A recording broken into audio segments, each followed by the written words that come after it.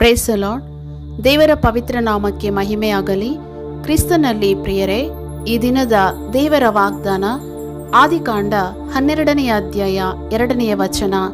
ನಾನು ನಿನ್ನನ್ನು ದೊಡ್ಡ ಜನಾಂಗವಾಗುವಂತೆ ಮಾಡಿ ಆಶೀರ್ವದಿಸಿ ನಿನ್ನ ಹೆಸರನ್ನು ಪ್ರಖ್ಯಾತಿಗೆ ತರುವೆನು, ನೀನು ಆಶೀರ್ವಾದ ನಿಧಿಯಾಗುವಿ ಎಂಬುವಂಥದ್ದು ದೇವರು ಈ ದಿನ ನಮ್ಮೆಲ್ಲರಿಗೂ ಕೊಟ್ಟಿರುವಂತಹ ಆಶೀರ್ವಚನ. ಈ ದಿನಗಳಲ್ಲಿ ಪ್ರತಿಯೊಬ್ಬೊಬ್ಬರು ಕೂಡ ಆಶೀರ್ವಾದ ಎಂದ ತಕ್ಷಣ ಎಷ್ಟೋ ಇಷ್ಟಪಡ್ತಾರೆ. ಯಾರು ಕೂಡ ಆಶೀರ್ವಾದ ಬೇಡ ಅನ್ನುವಂಥವರು ಯಾರೂ ಇಲ್ಲ. ನಮ್ಮನ್ನು ಕರ್ತನು ಆಶೀರ್ವಾದ ನಿಧಿಯಾಗಿರಿಸಿ ನಿನ್ನ ಹೆಸರನ್ನು ಪ್ರಖ್ಯಾತಿಗೆ ತರಬೇಕೆಂತಲೇ ಪಾಪದಿಂದ ಶಾಪದಿಂದ ವಿಮೋಚಿಸಿ ಬಿಡುಗಡೆ ನೀಡಿದ್ದಾರೆ. ಇದನ್ನು ನಾವು ಎಂದಿಗೂ ಮರೆತು ಹೋಗಬಾರದು.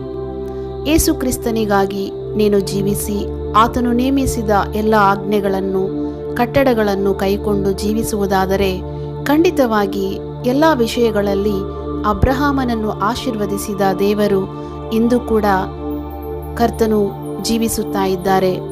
ನಿನ್ನನ್ನು ನಿನ್ನ ಕುಟುಂಬವನ್ನು ಪ್ರಖ್ಯಾತಿಗೊಳಿಸಿ ಅನೇಕರಿಗೆ ಆಶೀರ್ವಾದ ನಿಧಿಯಾಗಿ ಮಾಡುವರು. ಇದನ್ನು ನೀನು ನಂಬುವುದಾದರೆ ಮಾತ್ರವೇ ಸಾಧ್ಯ. ಈ ದಿನವೆಲ್ಲ ನಮ್ಮೆಲ್ಲರನ್ನು ಕರ್ತನು ಆಶೀರ್ವಾದ ನಿಧಿಯಾಗಿ ಮಾರ್ಪಡಿಸಲಿ. ಆಮೇನ್.